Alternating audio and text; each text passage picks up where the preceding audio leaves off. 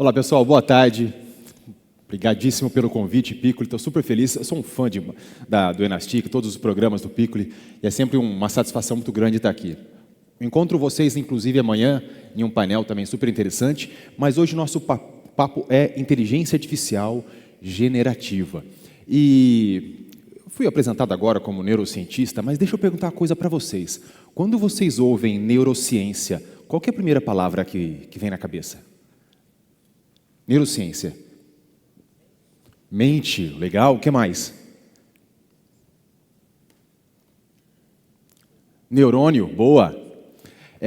Geralmente eu faço a pergunta e as respostas são muito parecidas. Geralmente aparece também comportamento humano, mas eu venho de um lugar diferente. Eu venho de um lugar onde os pais têm em casa filhos com transtorno do espectro autista. Eu venho de um lugar onde filhos têm em casa pais com doença de Alzheimer, doença de Parkinson. Venho de um lugar onde os casais têm em casa um cônjuge com depressão crônica ou até altas habilidades. Eu venho de um lugar onde as pessoas precisam de ajuda, e a ajuda é geralmente tecnologia. E quando eu faço essa mesma pergunta para elas, qual é a primeira palavra que te vem à cabeça quando você ouve neurociências? Elas falam esperança. É dessa neurociência que eu quero falar com vocês, e é essa neurociência, inclusive, que derivou a inteligência artificial generativa. Mas quando a gente fala sobre inteligência artificial, e vocês vão ouvir durante todo o evento sobre inteligência artificial generativa, para começar o evento, seria interessante a gente conseguir conceituar. Eu sei que cada um tem o seu conceito, cada um tem a sua visão, cada um tem a sua vertente da IA.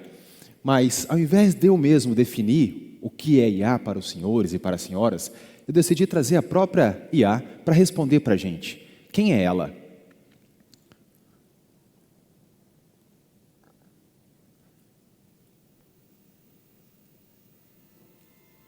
Com vocês, inteligência artificial. Pode subir o som um pouquinho, pessoal.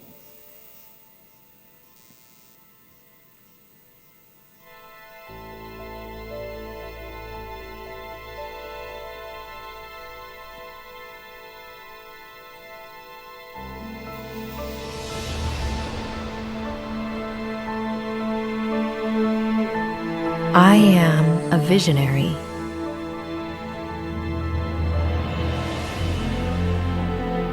Illuminating galaxies to witness the birth of stars.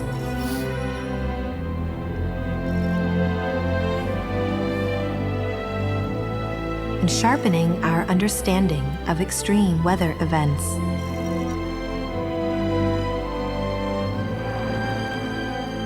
I am a helper, guiding the blind through a crowded world.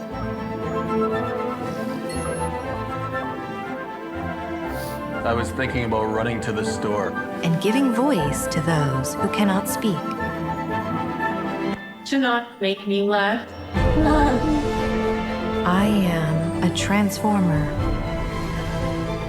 harnessing gravity to store renewable power.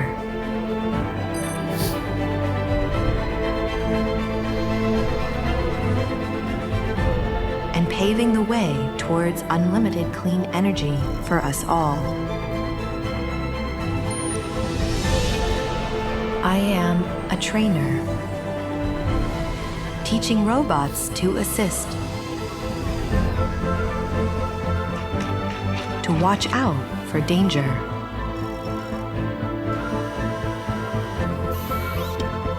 and help save lives. I am a healer, providing a new generation of cures and new levels of patient care. Doctor, that I am allergic to penicillin. Is it still okay to take the medications? Definitely. These antibiotics don't contain penicillin, so it's perfectly safe for you to take them. I am a navigator, generating virtual scenarios to let us safely explore the real world. understand every decision. I even helped write the script. Breathe life into the words en muchos idiomas. Y escribí la música.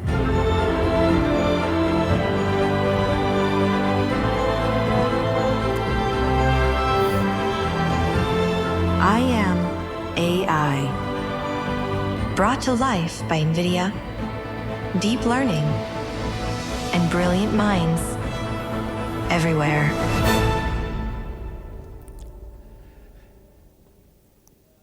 Alguns anos atrás, a gente sequer ouvia falar sobre a NVIDIA. A NVIDIA, não sei se todos conhecem, é a empresa que cria a infraestrutura para essa inteligência artificial que nós conhecemos hoje. Eu tive a oportunidade de conversar, de fazer um painel com o presidente da Microsoft Brasil. Eu tinha uma série de perguntas que eu queria falar, que eu queria fazer sobre o Bill Gates, mas, claro, eu fui contido. Mas uma pergunta eu não pude deixar de fazer. O nome dele é Paiva, né? Falei, Paiva, como é que você ficou sabendo, como é que foi a reunião, quando te contaram o que era o ChatGPT? Ele falou, Leandro, foi assim. Foi uma reunião conduzida pelo diretor de tecnologia para todos os CEOs locais da Microsoft. E eles disseram que estavam integrando 10 mil placas de vídeo da NVIDIA, não sei se os senhores têm a noção do que seriam uma placa de vídeo da NVIDIA, mas uma placa de vídeo faz um estrago enorme, né? Roda um computador com uma potência enorme. Foram 10 mil placas de vídeo para integrar o teste do ChatGPT. E 10 bilhões de dólares. Ou seja, essa foi a tecnologia que mudou, que está mudando, né? Há 1 ano e meio está mudando a nossa vida. Eu sei que vocês já viram esse slide, eu sei que o Piccolo já apresentou para vocês, mas essa é a base da Singularity University. Essa metodologia, chamada 6Ds, explica a jornada de todas as Big Techs que mudaram o mundo, que estão mudando até hoje. Todas elas passaram pelo mesmo caminho. São 6 passos. E o primeiro passo é chamado de digitalização. O segundo passo é a decepção. E esse passo ele é muito importante, porque quando a gente faz uma inovação, quando cria uma tecnologia nova, geralmente não dá certo de primeira. E aí o que aquela turma da resistência comenta? Tá vendo? Eu falei que não ia dar certo. Você não conhece meu mercado. Você não conhece o nosso... Aqui é diferente, já tentamos fazer isso. Mas essa pessoa, ou essas pessoas, não conhecem a metodologia. A diferença é que depois da digitalização, nesse primeiro passo, nós temos ali a ciência trabalhando. Quando passa para o segundo, não é mais ciência, é engenharia. E o que faz a engenharia? Melhoria contínua. Então, só precisamos melhorar essa solução. E é isso que nós estamos vivendo hoje na inteligência artificial generativa. Nós estamos numa fase de decepção, passando para a terceira. Que terceira é essa? A terceira fase é conhecida como disrupção. Disrupção é esse ponto aonde uma tecnologia que caminha numa velocidade linear, vocês já viram isso, encontra aquela tecnologia que caminha numa velocidade exponencial. O que é exponencial? Imagina que na linear eu dou o primeiro passo, depois o segundo passo, o terceiro e assim por diante. Na velocidade exponencial, ela dobra a cada rodada. Então, o primeiro passo, depois 2, depois 4, 16 e assim por diante. A diferença é que nos primeiros passos em valores absolutos, a gente não percebe a diferença. Só que depois dos próximos passos, isso fica muito diferente. Quer um exemplo? Lembram da Nokia? Quem aqui teve aquele telefone da Nokia? Aquele indestrutível, todo mundo teve. Todo mundo teve aquele tanque de guerra. Aquilo não quebrava, a bateria não acabava, indestrutível. Todo mundo teve. E o que aconteceu com a Nokia? Um dos nossos amigos professores teve o prazer de entrevistar o presidente da Nokia daquela época. Entrevistou recentemente. E ele fez uma pergunta muito interessante. Ele perguntou o seguinte: meu amigo, você era o presidente da empresa mais poderosa do planeta na época. Você não conseguiu perceber que a Apple estava chegando com o iPhone? E ele respondeu: é claro que eu percebi. Eu tinha informação privilegiada, eu era Nokia. É claro que eu sabia. O problema é que quando eu fiquei sabendo, era tarde demais. Eu não tinha tempo para reagir. Não era só um telefone com uma câmera melhor, com um teclado melhor. Era uma plataforma diferente. Era tudo diferente, era um ecossistema diferente, que tornou o nosso, no caso dele, mercado irrelevante. Não é que era só melhor, tornou irrelevante. Ninguém queria mais aquilo. E logo depois veio a terceira fase, a quarta, que é a desmaterialização. O que a Apple desmaterializou? Desmaterializou lanterna, desmaterializou disco, fita cassete, uma série de coisas que nós comprávamos separados, câmera de vídeo, câmera de fotográfica, tudo aquilo foi desmaterializado. E depois não valia mais nada. Quanto custa tirar uma foto hoje? 0. Foi desmonetizado. E por último, a parte que eu mais gosto, que nós chamamos de democratização do acesso. Para a população, isso é maravilhoso, a democratização do acesso. Só que para as empresas, para as organizações, é o caos. Por que é o caos? Porque todos aqueles fabricantes, todas aquelas pessoas que trabalhavam naqueles mercados, aqueles empregos ficaram irrelevantes.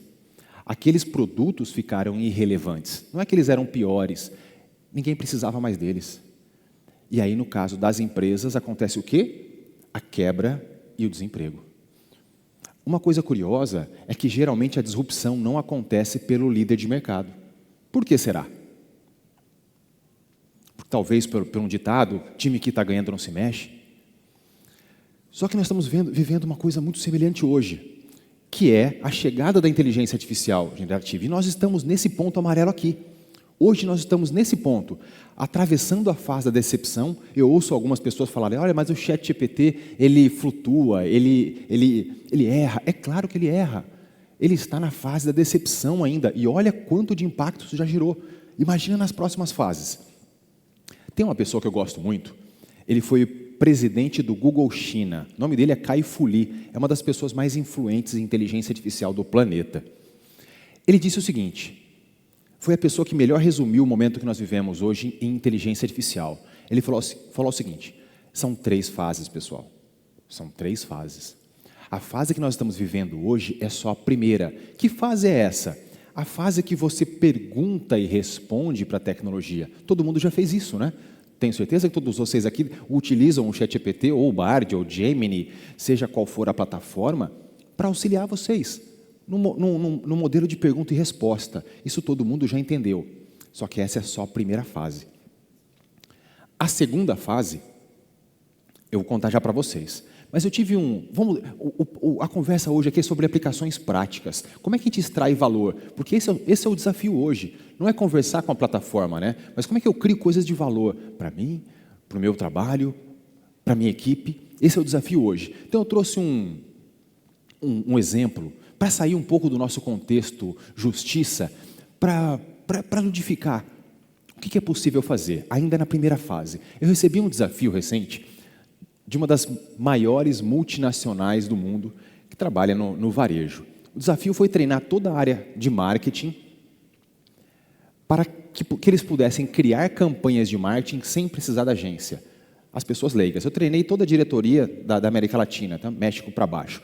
Então, olha o desafio. Me deram o seguinte desafio. Olha, eu quero que você faça uma campanha de marketing, mas não vai ser com um produto nosso, não. Vai ser do concorrente. Então, não foi essa empresa, tá? Não estou contando o segredo. Essa aqui era a concorrente. Legal, pegamos, então, o produto Sandal. Primeiro desafio. Criar uma embalagem e um material promocional. Vocês já devem ter feito isso, gerador de imagem, de forma, talvez, de brincadeira. Mas aqui era valendo o jogo, era criando uma campanha de verdade. Depois de criar a campanha, criar o produto, criar a ambientação de loja, o material promocional, criamos os displays. E esses displays, inclusive, eles podem ser visualizados. Então, você pode brincar com a entrada, a saída, que ângulo que você vai visualizar isso. Enfim, tudo isso feito por pessoas leigas, tá, pessoal? Pessoas leigas, era sem a agência. O que mais que é possível fazer? Converter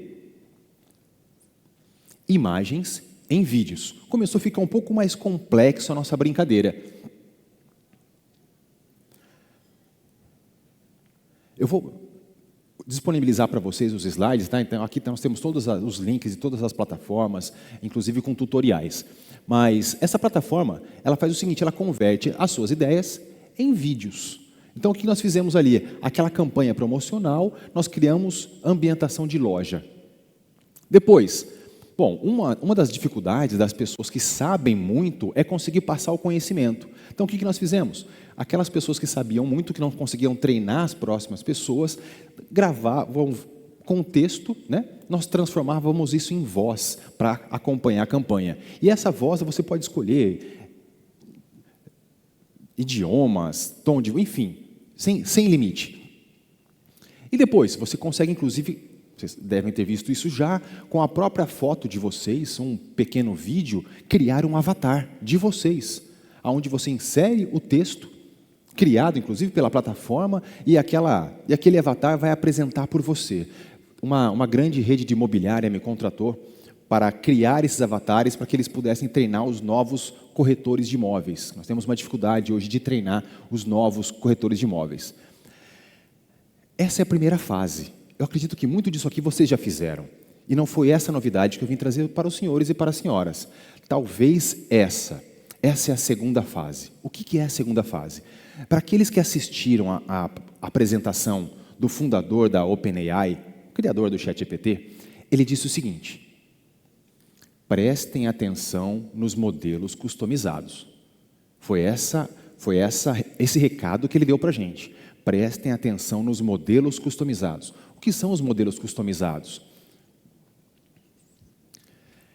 É a possibilidade que nós temos de criar automações no nosso trabalho. Antes, precisávamos de desenvolvedores. Agora você consegue fazer com suas próprias palavras.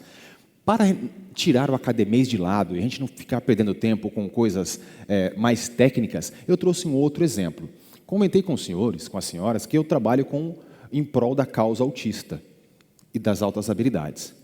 Nós sabemos que na causa autista é extremamente complexo e tem um problema, uma dúvida, ou muitas dúvidas nas escolas, porque os pais não sabem até onde vão o direito dos filhos. Os professores não sabem até onde vão o direito dos alunos autistas.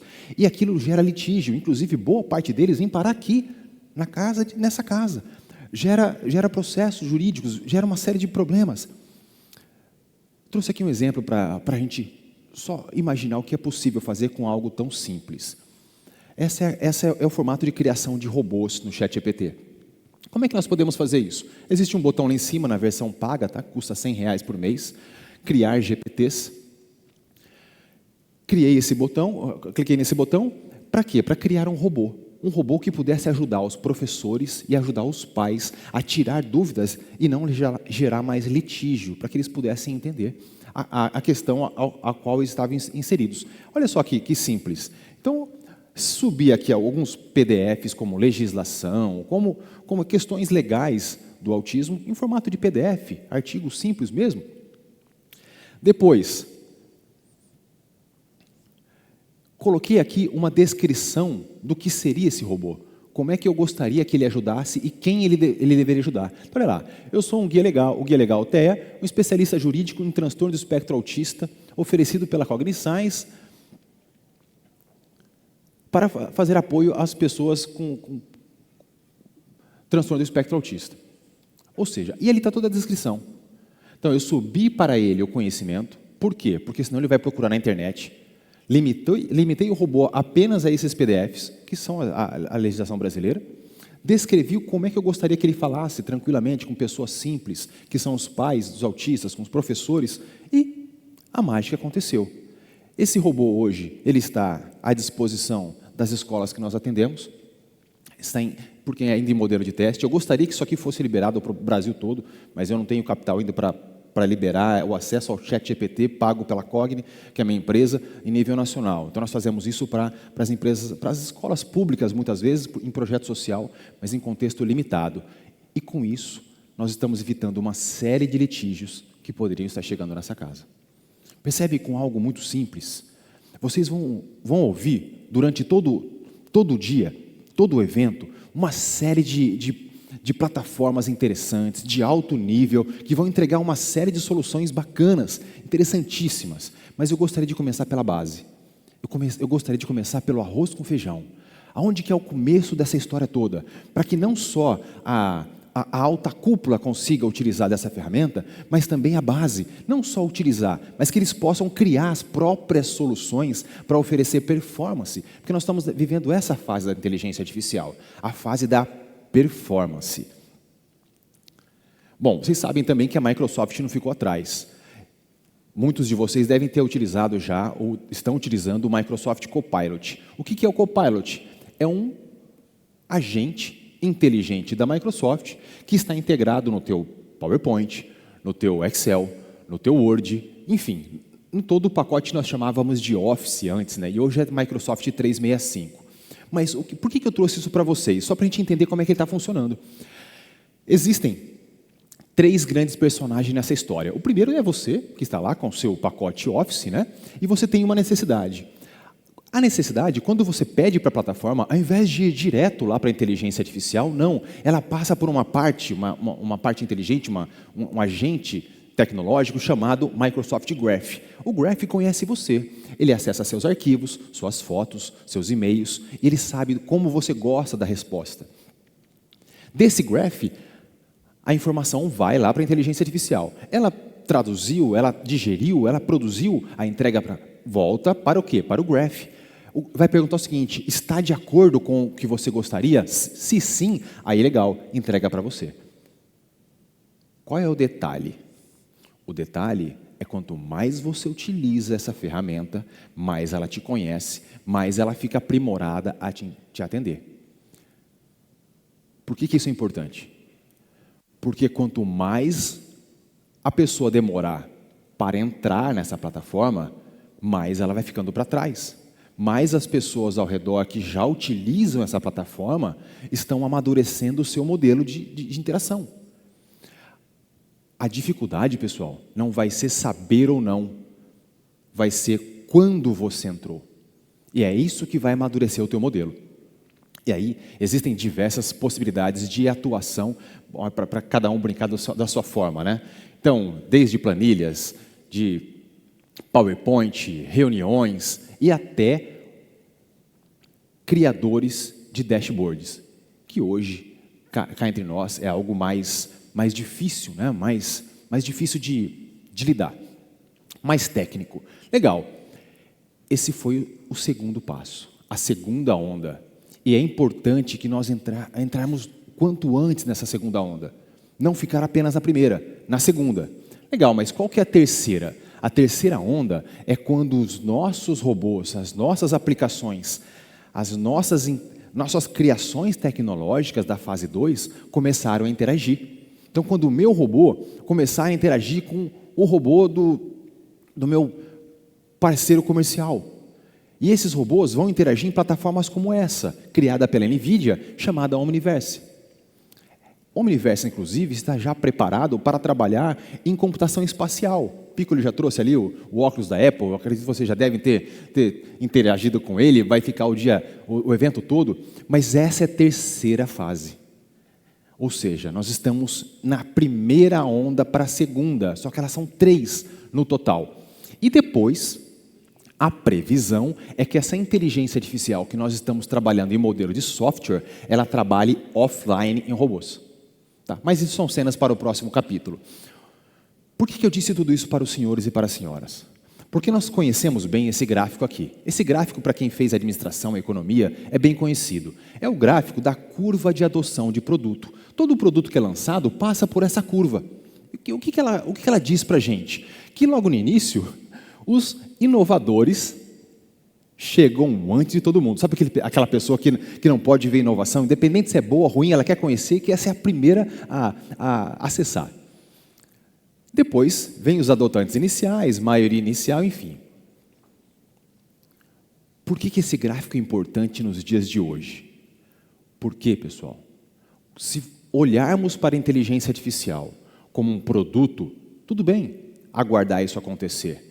Só que se nós entendermos a inteligência artificial generativa como uma tecnologia de transformação social, onde o Brasil está passando por uma transformação tecnológica, nós não temos esse tempo para esperar. Nós não podemos esperar essa curva acontecer de forma natural. Por quê? Porque, de novo, nós vamos perder mais uma corrida tecnológica. Já perdemos a corrida tecnológica dos automóveis, já perdemos do petróleo, já perdemos uma série de corridas. Essa aqui está começando. Só que se nós formos esperar esse gráfico acontecer de forma natural, como adoção de produto, novamente, nós vamos ficar para trás.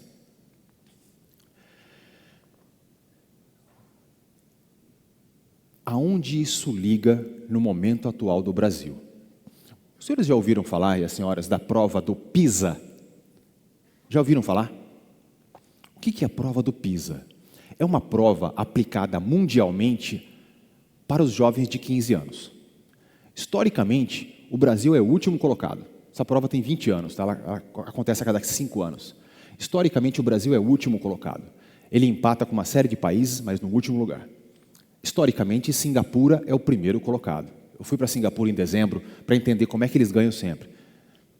Porque perder sempre eu já sabia, né? Até quis trocar conhecimento com eles, mas não deu muito certo. Mas como é que o Brasil perde todos os anos? Eu vou explicar para vocês. Eu trouxe aqui o resultado da prova de 2018. Por que 2018? Porque quem tinha 15 anos em 2018 tem quantos anos hoje? 21? São as pessoas que estão entrando para trabalhar com os senhores e com as senhoras. E olha só que informação preocupante.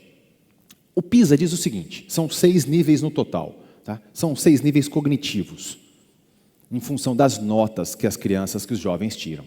O nível mínimo, segundo o PISA, para que você entenda, 3 entradas de dados. Olha lá. 3 entradas de dados. Pensar e responder é um nível 3. Segundo o PISA, o nível mínimo é um nível 3. Para nosso desespero, 86% do Brasil está abaixo do nível 3. Por que isso é importante para a gente, pessoal? Porque para essa inteligência artificial de hoje, nós precisamos de raciocínio lógico, raciocínio abstrato e raciocínio dialético. Ela não é intuitiva. A segunda e a terceira onda, elas não são intuitivas, como a primeira. E para essa capacidade cognitiva mostrada pela prova do PISA, nós não estamos preparados para essa transformação tecnológica. Não só pela adoção da tecnologia, que eu já mostrei para vocês pelo gráfico, da adoção de produtos, mas também pela capacidade nossa de lidar com essa tecnologia. E não só nós podemos ficar para trás, mas isso pode gerar um colapso de desemprego, de turnover, de uma série de coisas. Só que nós não precisamos passar por isso. Olha só o que diz o nível 2. No nível 2 do PISA, os estudantes são capazes de interpretar e reconhecer situações em contextos que não exigem mais do que inferências diretas. Essa nova inteligência artificial, só com inferência direta, a gente faz um bom trabalho? Não, né? Só com inferência direta? Não. Não fazemos um bom trabalho. O que mais? Conseguem extrair informações relevantes de uma única fonte e utilizar um único modo de representação. Um único modo. Essa nova inteligência artificial, só com um único modo, é o suficiente? Não, pessoal. Não, de maneira alguma.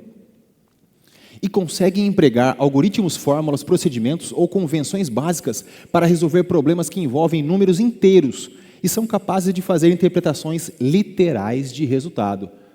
Literais é suficiente para essa nova inteligência artificial? Não. Nós precisamos de interpretação abstrata, raciocínio lógico, dialético. É isso que está esperando a gente na próxima curva do nosso desafio. E esse é o papel do líder de hoje. O líder de hoje precisa ter essas informações na cabeça. Por quê? Para colocar o Brasil, para colocar a sua equipe, para colocar o seu departamento à frente. E não é nada difícil. Só precisamos entender que nós temos uma dificuldade grande em adoção dessa tecnologia e precisamos antecipar. Nós temos uma dificuldade natural do brasileiro em capacidade cognitiva, mas não me entenda mal. Permita explicar o que seria capacidade cognitiva. Todos nós aqui, graças a Deus, temos saúde,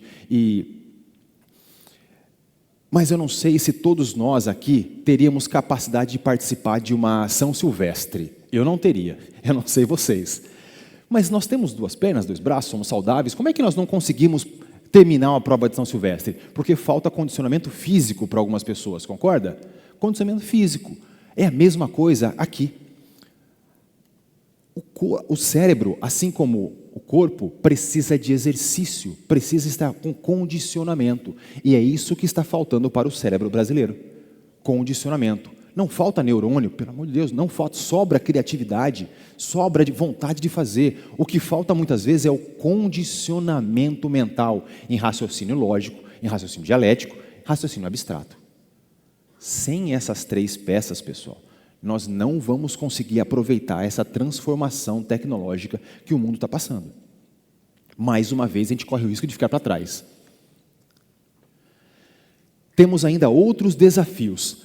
Não sei se os senhores ficaram sabendo, mas recentemente saiu uma pesquisa norte-americana dizendo que essa é a primeira geração com QI menor que dos pais. Ouviram falar? Só que tem um detalhe. Essa pesquisa é norte-americana. Isso está acontecendo nos Estados Unidos. Na Ásia é o contrário. Na Ásia, o QI atual é muito maior que o dos pais. Como é que isso pode estar acontecendo? Condicionamento mental. Outro desafio. Pesquisa recente no Brasil. 80% dos alunos leem menos de um livro. Eu, inclusive, procurei nessa pesquisa, mas não tinha essa outra resposta. Eu gostaria de saber quantos livros também leem os professores. Percebem que a nossa dificuldade hoje não é tecnológica? A nossa dificuldade hoje, nesse momento, não é a tecnologia. A tecnologia, nós vamos dar um jeito de colocar acesso para as pessoas. Inclusive, ChatGPT e os seus concorrentes são grátis na primeira versão. A dificuldade hoje não é tecnológica. A dificuldade hoje é colocar essa população nesse jogo e condicionar essas pessoas, essas crianças, esses jovens, esses adultos, nessa nova forma de pensar. Esse novo mundo tecnológico, ele exige mais da gente. Ele exige mais pensamento. A tecnologia vai poder fazer muito pela gente, desde que a gente saiba manipulá-la. Se nós não conseguimos fazer isso, seremos manipulados. Não pela tecnologia, mas por quem sabe manipular. E a minha preocupação é que não seja um manipulador nacional. Com a atuação, com o momento geopolítico que o mundo vive hoje, a gente corre um sério risco de ser controlado, de ficar para trás mais uma vez. Só que dessa vez é muito mais simples a gente entrar no jogo. É muito mais simples porque nós não precisamos de muitos investimentos, só precisamos de atitude. E por que só treinar não basta? Imagina que o cérebro do brasileiro seja esse copo aqui.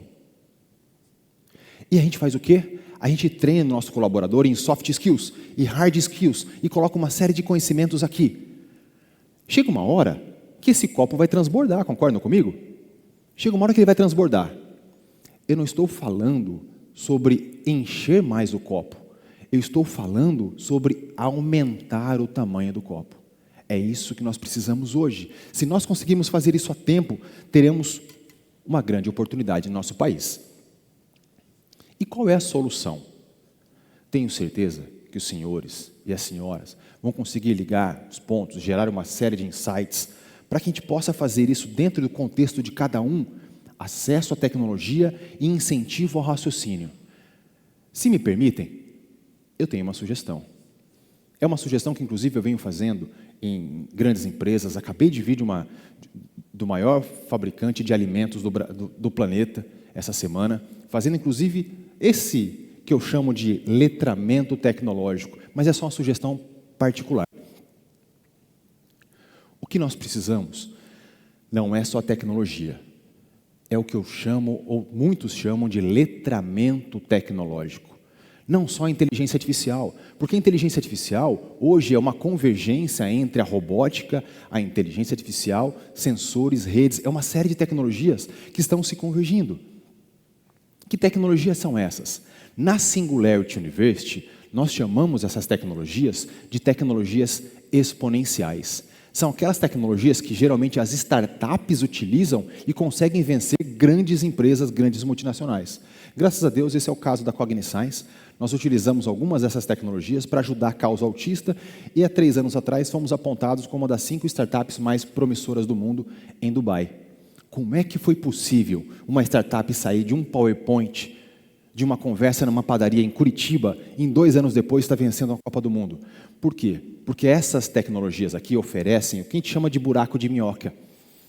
Elas oferecem uma ponte para que você ultrapasse uma série de barreiras. Gostaria de ter mais tempo para falar sobre elas, mas eu tenho certeza que vocês vão ouvir falar durante todo o evento. Tá, mas como é que nós manipulamos essas tecnologias exponenciais? Como sugestão particular, como disse para vocês, eu trabalho com esse letramento tecnológico, com crianças de 10 a 70 anos. Por exemplo, adoro quando vem no evento do Piccoli, eu ouço falar, o Senra vem para cá e fala sobre blockchain. Blockchain é uma tecnologia que poucas pessoas entendem, né? Aí as pessoas no final perguntam o seguinte, tá bom, mas aonde que eu ligo esse blockchain? Onde é que está o botão disso? E ninguém entende aquilo porque é algo extremamente complexo. O que nós precisamos hoje é de um letramento tecnológico em formato prático, formato de oficina. Tá? Eu trabalho com isso, tenho uma empresa chamada Spike Lab, que nós fazemos esse letramento tecnológico em todas essas tecnologias, mas eu não vim falar sobre soluções que eu ajudo a criar, mas sim da nossa necessidade, do nosso país, do nosso departamento, da nossa empresa, da nossa organização, o que nós podemos fazer hoje para aproveitar esse salto. E lembrando, pessoal, nós estamos nesse ponto amarelo aqui. E o que isso significa? Significa que o futuro não chega ao mesmo tempo para todos. Como assim? Ora, estamos aqui discutindo inteligência artificial generativa, só que muitos brasileiros sequer possuem em casa saneamento básico. Eu não estou aqui falando sobre desigualdade, eu estou falando que o futuro não chega ao mesmo tempo para todos. Só que nessa transformação tecnológica que o mundo está vivendo, nós precisamos fazer com que aconteça. Nós precisamos fazer que esse futuro tecnológico chegue ao mesmo tempo para o maior número de pessoas possível. Por quê? Porque senão ficaremos para trás. Senão perderemos performance. Senão passaremos dificuldade ou seremos liderados por quem tomou atitude hoje. Se eu puder deixar uma frase para que os senhores e as senhoras possam pensar, seria que nós precisamos construir um amanhã onde a adaptabilidade e o conhecimento em IA sejam nossas ferramentas mais poderosas. Adaptabilidade e conhecimento. Estamos num ponto onde é muito fácil fazer isso acontecer. É muito rápido fazer isso acontecer. Basta conhecimento e aplicação. Nós não temos tempo para esperar a curva da adoção de produto acontecer. Não estou falando sobre comprar grandes ferramentas, que é importante e eu sei que os senhores estão fazendo. Eu sei que as senhoras estão fazendo, inclusive aprendendo, investindo, contratando, isso é super importante. O que eu estou chamando a atenção é que nós temos que puxar a base para esse jogo. Se nós não puxarmos a base para esse jogo, nós teremos um abismo muito grande entre pessoas altamente especializadas em IA e uma massa enorme que sequer tem conhecimento do que está acontecendo. E aí nós teremos dificuldade em dar o próximo passo. De novo, estamos só na primeira onda da IA, passando para a segunda onda. Quando chegar na terceira onda, não teremos mais esse tempo. Não teremos mais essa oportunidade de começar e acompanhar os grandes players mundiais. Eu queria agradecer demais o convite, Piccoli. Eu vim aqui trazer essa mensagem em caráter de urgência para os senhores e para as senhoras. Adoraria continuar essa conversa, continuarei à disposição nas redes sociais e se tem um pessoal no Brasil que pode ajudar muito essa transformação tecnológica acontecer, essas pessoas estão aqui nessa sala. E é por isso que eu vim muito feliz para essa conversa, e no que eu puder fazer para ajudar, vai ser um prazer. Confiamos demais nos senhores. Muito obrigado. Muito obrigado, Leandro. Eu vou chamar o Daniel aqui para a gente fazer um agradecimento especial, porque a gente chamou o Leandro hoje, sei lá, 5 da manhã, eu acho, porque a Gláucia, que era palestrante de abertura, teve um problema de saúde com a bebê dela, e precisamos de alguém num nível alto para trazer, e o Leandro se prontificou a acordar cedo, antecipar o voo dele, e amanhã de manhã tem mais Leandro Matos, Futuro do Trabalho. A gente vai ter um painel espetacular, que esse é o tema que vai permear toda a programação, mas eu queria... E ainda está se recuperando de uma dengue, gente. Uma salva de palmas de novo, por favor.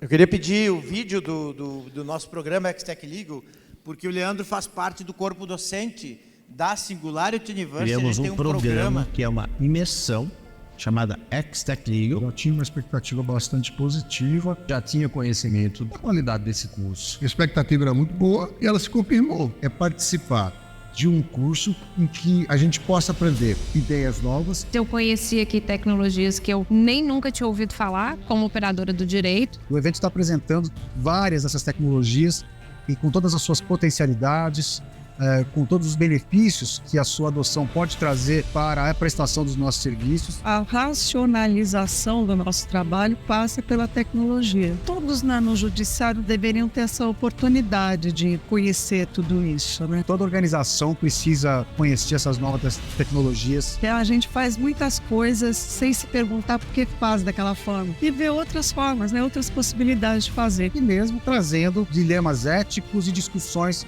sobre os riscos e os limites da adoção dessas tecnologias. Nós temos que ter um conhecimento acerca do desenvolvimento tecnológico da sociedade. O juiz não pode conhecer somente direito, ele tem que conhecer outros segmentos do conhecimento. E é por isso que a gente está aqui, para encontrar um meio de que o judiciário possa atender essa nova demanda com tecnologia e com eficiência. Momentos como esse, que nos trazem inúmeros dilemas éticos, eu acho que reforçam a nossa humanidade. Nesse sentido, a gente se sente mais preparado e desafiado. Então, esses eventos são riquíssimos por isso, não é? Então, o evento tem sido muito interessante e muito rico também ao permitir a troca de informações entre os participantes. Porque isso, de certo modo, fortalece essa colaboração. Isso nos permite tanto melhorar a forma de tramitar esses processos judiciais, encontrar soluções melhores e mais rápidas. Expoentes dessas matérias, o desenvolvimento que é a nível internacional e afeta a sociedade brasileira. Considero um privilégio poder ter participado desse evento e já fiz a promessa de prestar o melhor serviço ao povo brasileiro. Reta de um padrão de conteúdo elevado, interessante, atualize. Eu acho que eu diria, minha gente, não perca essa oportunidade. Eu diria que o curso é um sucesso, porque ele atendeu todas as expectativas que a gente imaginava. O programa X-Tech Legal é destinado às pessoas, aos profissionais que têm a missão de liderar pessoas, de liderar projetos, de patrocinar iniciativas de inovação. Aqui em pauta as principais tecnologias, mas principalmente o ser humano no centro. Como que a gente pode aproveitar as tecnologias exponenciais para resolver problemas reais da justiça? E aqui no X-Tech Legal isso esteve em pauta. Como é que a gente entrega o melhor serviço para o cidadão, principalmente para potencializar a capacidade do ser humano.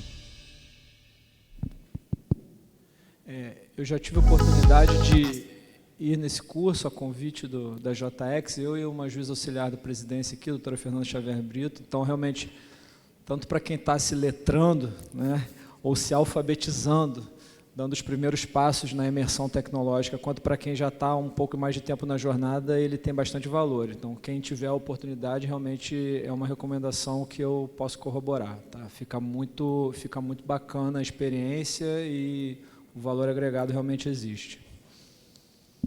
Obrigado, Daniel. Então, é uma imersão de 3 dias, tem 2 turmas, 21 a 23 de maio e 3 a 5 de setembro. O Davi, que está aqui, ele está lá no stand do JX. Quem tiver interesse, é só buscar informação. Obrigado, gente. Vou devolver para o café. Valeu, pessoal. Obrigado.